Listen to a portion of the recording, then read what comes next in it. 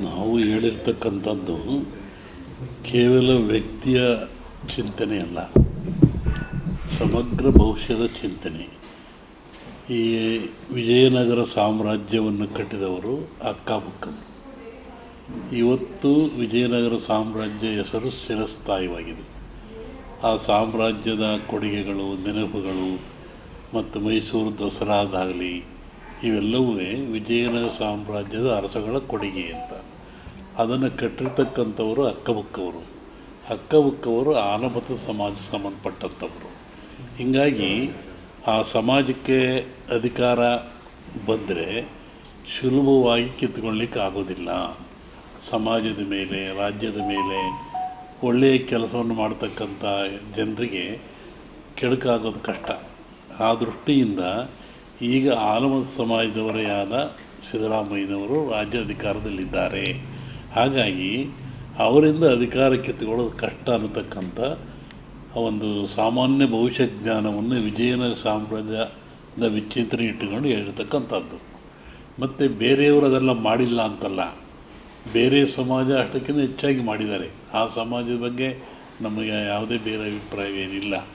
ನಾವು ಕಂಡಂಥ ಉದಾಹರಣೆಗಳು, ತಿಳ್ತಕ್ಕಂಥ ಚಿಂತನೆಗಳ ಮುಖಾಂತರವಾಗಿ ಹಿಂದೆಯೂ ನಾನು ಸಿದ್ದರಾಮಯ್ಯನವರಿದ್ದಾಗ ಹೇಳಿದ್ದೆ, 5 ವರ್ಷ ಆಳಿದರು, ಯಾರೂ ಕಿತ್ಕೊಳ್ಳೋಕ್ಕಾಗಲಿಲ್ಲ. ಇನ್ನೆಲ್ಲ ಸಮಾಜದವರು ಮುಗಿಸಲಿಲ್ಲ.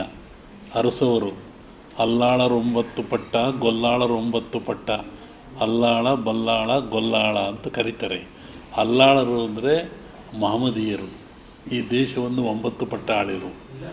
ಬಲ್ಲಾಳರು ಪಾಳೆಗಾರರು, ಪಾಳೆಪಟ್ಟುಗಳು ಇವೆಲ್ಲ 9 ಪಟ್ಟ ಆಳಿರು.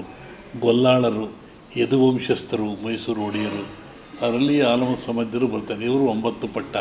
ಈಗ 9 ಪಟ್ಟಗಳನ್ನು ಆಳಿದು ಆನಂತರ ಬಂದಿರತಕ್ಕಂಥದ್ದು ಪ್ರಜಾಪ್ರಭುತ್ವದ ಪಟ್ಟ ಬಂತು. ಆ ದಶೆಯಲ್ಲಿ ಇವತ್ತಿನ ರಾಜಕೀಯ ಚಿಂತನೆ ಬಗ್ಗೆ ವಿಚಾರ ಮಾಡೋದಾದರೆ ಈ ಮುಖ್ಯಮಂತ್ರಿ ಇರೋವರೆಗೂ ಕಿತ್ತುಕೊಳ್ಳೋದು ಕಷ್ಟ. ಯಾಕೆ ಅಂದರೆ ಸಾಮಾಜಿಕ, ಧಾರ್ಮಿಕ ಒಂದು ಹಿನ್ನೆಲೆ ಇದೆ.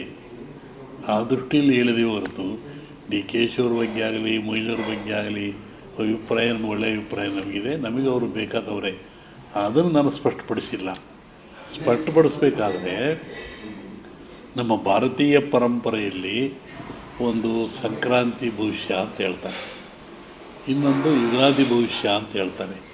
ಚಂದ್ರನನ್ನು ಆಧಾರವಾಗಿಟ್ಟುಕೊಂಡು ಯುಗಾದಿಯ ಮಳೆ, ಬೆಳೆ, ಆ ಧಾನ್ಯಗಳು, ರಾಜರ ಬದಲಾವಣೆಗಳು, ಯುದ್ಧಗಳು ಇವೆಲ್ಲ ಹೇಳ್ತಾರೆ. ಆವಾಗ ಅದನ್ನು ನೋಡ್ಕೋಬೇಕು ಅಂತ ಹೇಳಿರೋದು ನಾನು.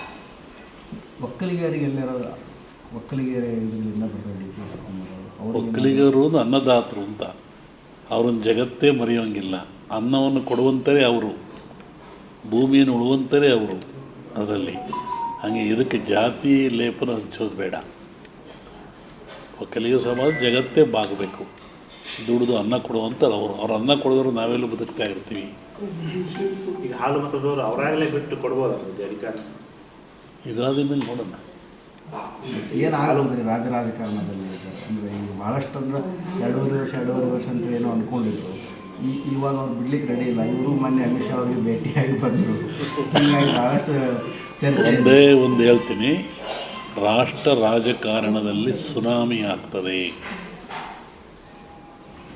ಮೋದಿಯವರಿಗೆ ಅಧಿಕಾರ ಖಂಡಿತ ಇಲ್ಲ. ರಾಷ್ಟ್ರ ರಾಜಕಾರಣದಲ್ಲಿ ರಾಜಕೀಯ ಸುನಾಮಿ ಆಗುವ ಲಕ್ಷಣಗಳು ಭಾಳ ಇದ್ದಾವೆ.